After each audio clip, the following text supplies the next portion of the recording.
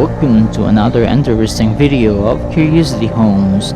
If you like this video, don't forget to subscribe and click the notification bell to be updated of more videos like this. Hi there, I am one of the Filipino fans and avid follower of SpaceX Starship development. It is so mind-blowing and mesmerizing to witness the high-altitude test of SN-15 test flight, which ended in a successful soft vertical landing. It is indeed proved that SpaceX is capable of implementing a full reusability of its Starship, where in fact they are planning to relaunch SN-15 soon. On the other hand, with the recent development of space initiatives here in the Philippines, I am grateful and excited in the creation of Philippine Space Agency or PhilSA.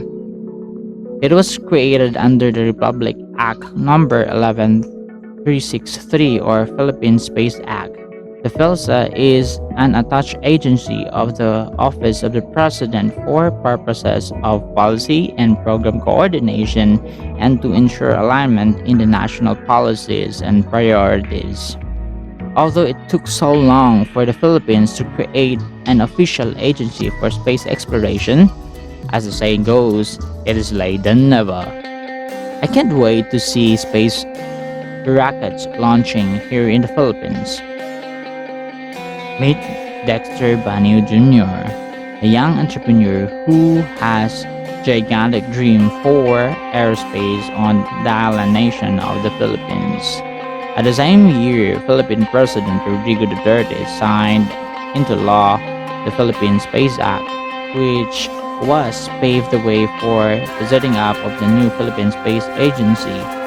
Dexter founded the Orbital Exploration Technologies or Orbitex, which targeting to launch between 2003 and 2004. But according to some sources, because of the local economic impact of the pandemic, it will be delayed until 2005 to 2006. The main goal of the and objectives of the Orbitex is to unlock space using 100% clean, renewable energy. Dex says Orbitex aims to spearhead the transition of humanity to renewable energy and solve the global waste problem. According accessing space, allowing us to innovate and provide the real benefits on Earth for developing countries like Philippines. The space travel startup is building a suborbital two-stage rocket, the Orbitex Carbon SLS-1, that will be able to effectively launch payload up to 200 kilograms. The firm dubbed its proprietary fuel Orbitex RP2, named after the refined kerosene RP1 typically used in rockets. Orbitex RP2 is made from renewable kerosene derived from waste plastics. According to sources, they use a process called pyrolysis, and they observe that the properties of the fuel are similar to rocket-grade kerosene or RP1, said Banyo Jr., solving problems sustaining Earth and accessing space. Banyo Jr. thinks cheap, biodegradable fuel made from waste plastic should be a pillar of green, sustainable plastic both on and off planet. He envisioned Orbitex as a global pioneer of waste to energy for space technology and to be able to provide technologies that will be benefit both Earth and space in a long run.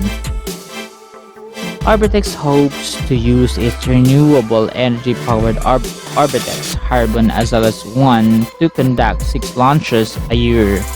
Each launch is projected to cost up to $4.959 million,